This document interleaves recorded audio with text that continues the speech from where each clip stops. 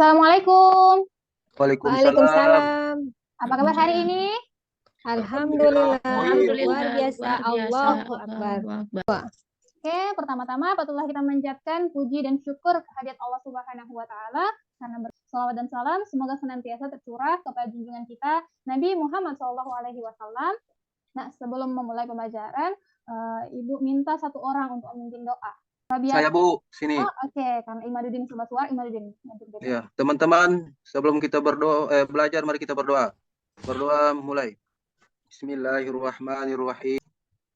Nah, selanjutnya Ibu mau panggil absen dulu. Pertama, Susanti Wambas. Hadir, Bu. Rizkia Marwati. Hadir, Bu. Siap. Apa kita sudah siap belajar hari ini? Amin, insyaallah, Bu. Iya, Bu. Jadi materi sebelumnya torang so belajar tentang apa? Sebelumnya torang so belajar tentang hormat dan patuh kepada orang tua dan Guru. guru. Nah, coba siapa boleh sebutkan salah satu contoh hormat kepada orang tua? Saya, Bu. Apa? Iya, Santi. mendengarkan nasihatnya.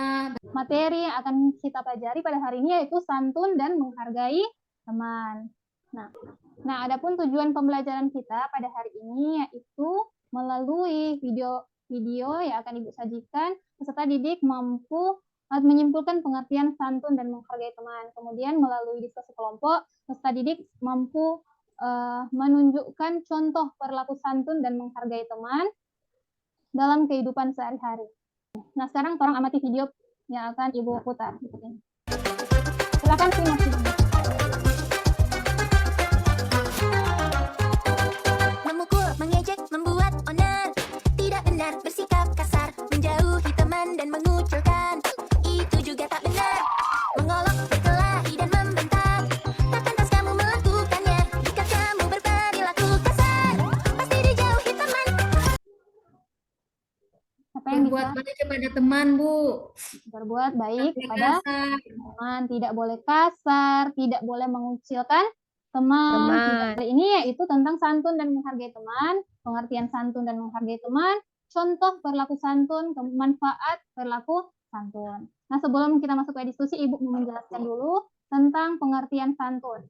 Santun artinya halus budi, baik bahasa, dan sopan tingkah lakunya. Sedangkan menghargai artinya menghormati, mengindahkan, dan memandang penting kepada orang lain. Kita mengetahui pengertian tentang santun dan menghargai teman, sekarang Ibu akan buat diskusi kelompok. Untuk kelompok 1 ada Ain Laranda, Imaduddin, Robiatul Adawiyah, Susanti Wambas, dan Sarma Abdul. Kelompok 2, Risman Soleman, Tahir Hambali, Rizkia Marwati, Robiatul Adawiyah, dan Susanti Tangahu. Kelompok 1 membahas tentang mengapa kita harus bersikap santun dan menghargai teman, kemudian manfaat bersikap santun dan menghargai teman. Kelompok 2 akan membahas tentang contoh perilaku santun dan menghargai teman, dan sebutkan dalil tentang perilaku santun dan menghargai teman. Nah, diberi waktu 5 menit untuk membaca dan berdiskusi tentang masalah yang telah Ibu berikan. Sudah, Bu. Kalau sudah, sekarang hasil dari diskusi itu akan dipresentasikan. Siapa yang bisa presentasi lebih dahulu? Kelompok 1, Bu. Oke, kelompok 1 silahkan. Baiklah, kami dari kelompok 1 akan mempresentasikan hasil diskusi.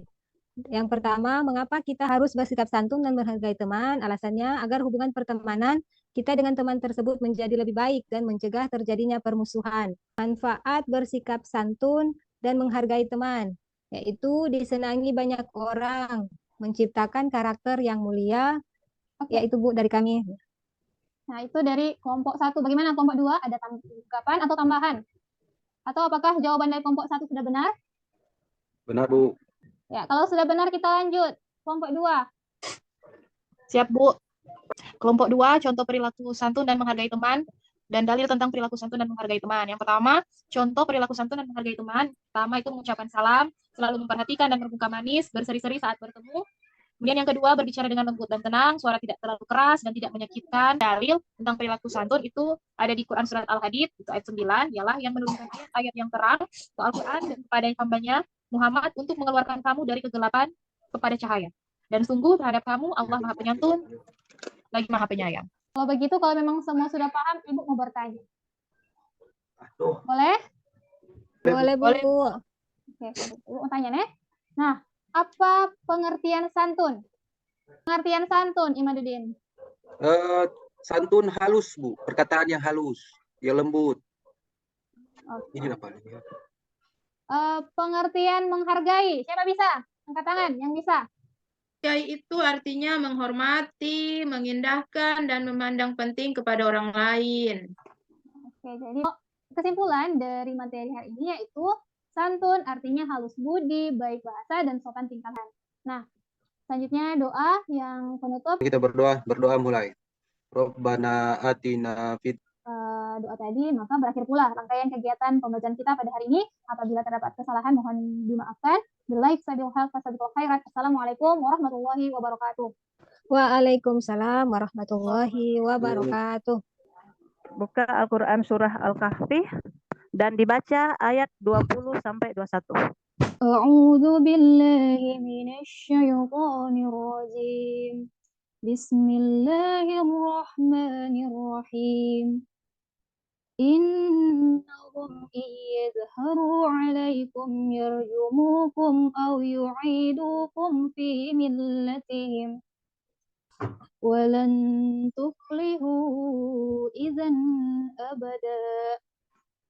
وَكَذَلِكَ أَعْثَرْنَا عَلَيْهِمْ لِيَعْلَمُوا أَنَّ وَعْدَ اللَّهِ حَقٌّ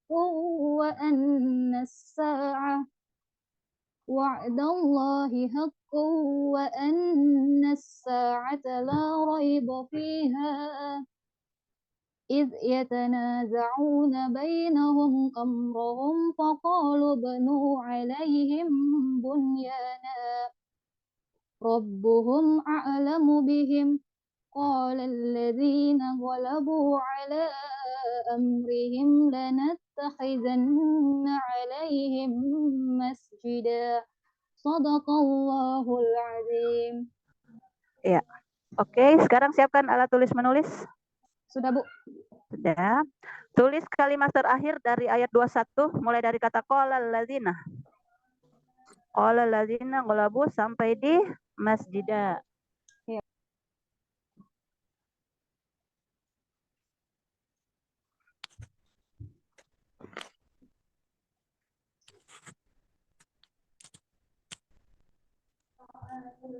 Sudah, Bu Nurjana? Dapat ya, Bu? Anak angkat. Kasih dekat lagi ke kamera. Pelan-pelan. Oke, tahan. Iya. Oke. Sekarang kita ke pengetahuan Bu Nurjana ya. Iya, Bu.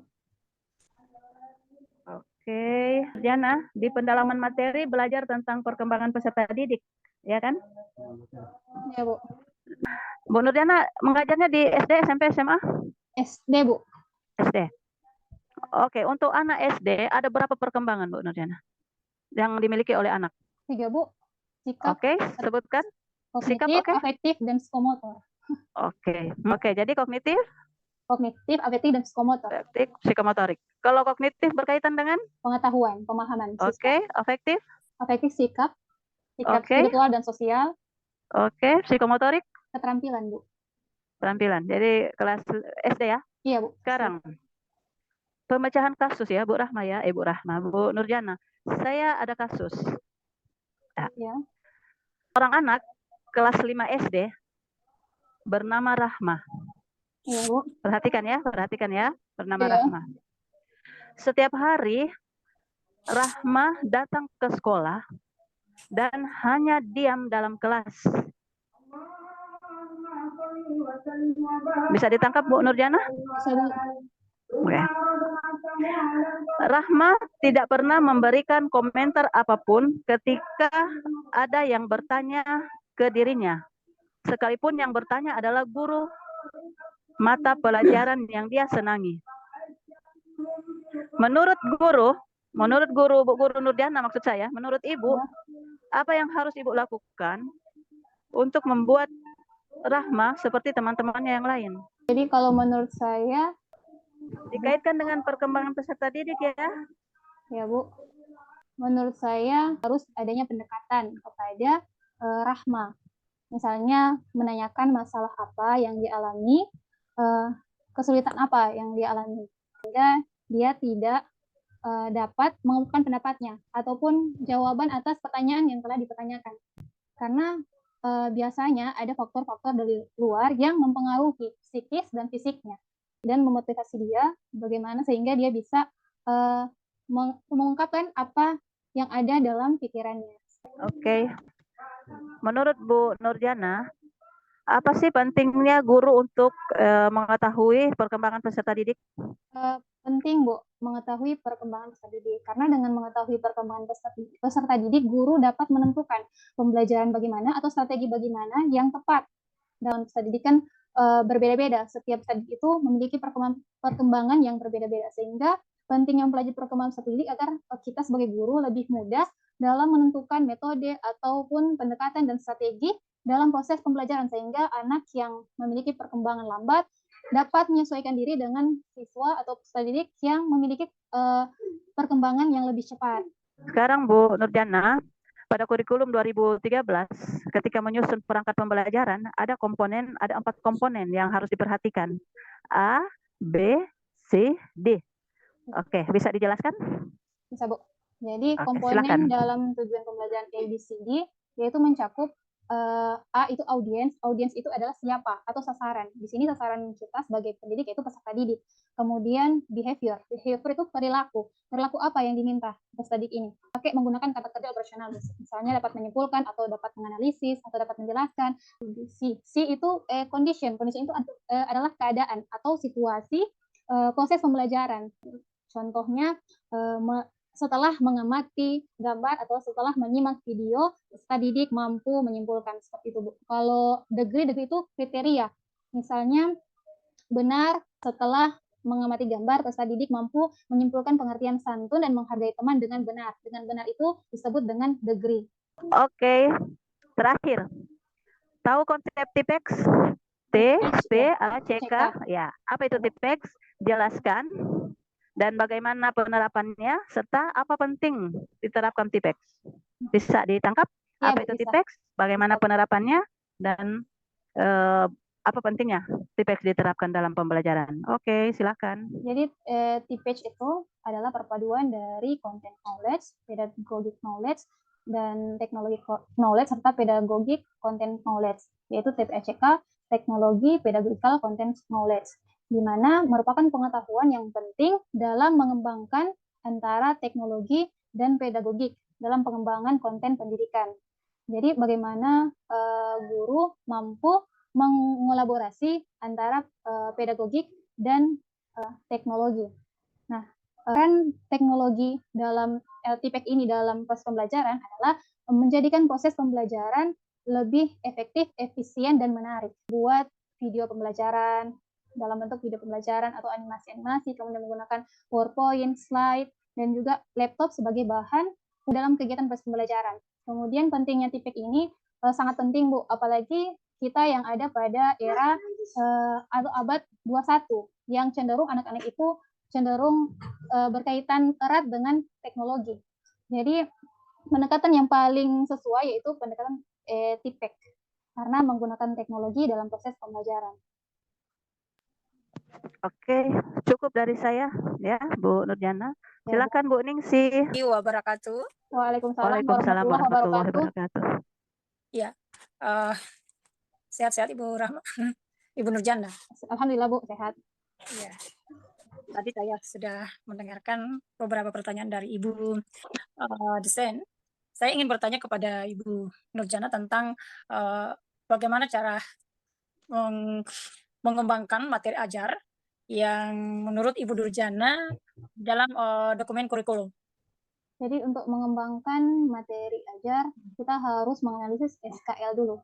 Kemudian setelah itu menganalisis KD, KI, serta indikator pencapaian kompetensi. Nah, dari hasil menganalisis indikator pencapaian kompetensi, maka dapat disimpulkan tujuan pembelajaran. Dari tujuan pembelajaran itulah baru kita mengembangkan materi ajar kita yang sesuai dengan tujuan pembelajaran.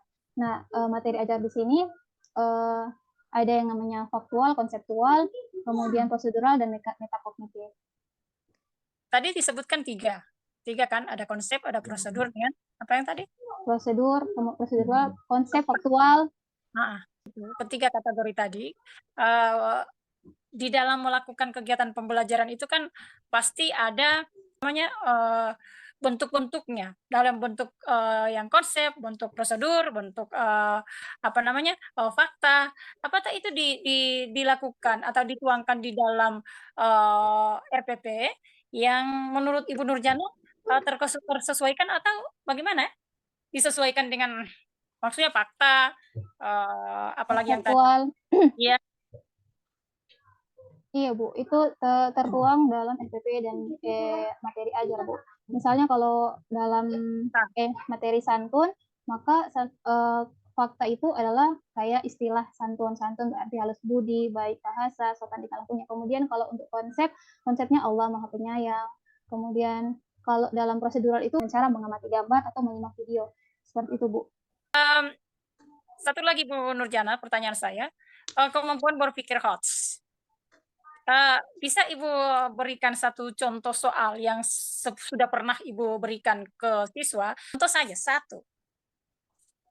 Contoh Bu, misalnya disajikan potongan ayat, kemudian siswa mampu menentukan sambungan dari potongan ayat tersebut.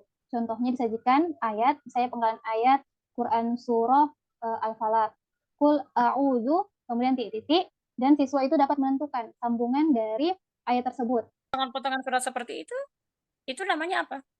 Dalam HOTS Bu, dia Iya. menunjukkan masuk dalam C4 Bu. Tadi kan Ibu sudah menggambarkan tentang hal-hal yang dilakukan di dalam kelas, baik itu materi ajar yang bersifat HOTS dan lain sebagainya. Dari keempat unsur yang menjadi harapan guru itu tentang kritikal, kreatif, kolaborasi, dan lain sebagainya. Menurut Ibu kalau untuk ketiga keterampilan tersebut Ibu bisa lakukan di pembelajaran ataupun sebagai media? Dalam media misalnya dalam membuat poster yang terkait dengan pembelajaran, kemudian video itu termasuk dalam kreatif, kemudian untuk critical thinking misalnya saya menyajikan teks cerita, kemudian dalam itu terdapat masalah yang akan kritik atau yang membutuhkan kemampuan siswa dalam mengkritisi masalah yang ada dalam teks cerita tersebut, kemudian menyimpulkan solusinya, seperti itu. Kalau kolaborasi, bagaimana menggunakan media pembelajaran, misalnya audio visual, mengkolaborasikan media audio dan visual sehingga pembelajarannya lebih menarik, memusatkan perhatian siswa pada materi yang diajarkan ketika kita menggunakan media audio visual. Kolaborasi. Mungkin itu dari saya, Dokter. Oke, Bu Ningsi, terima kasih.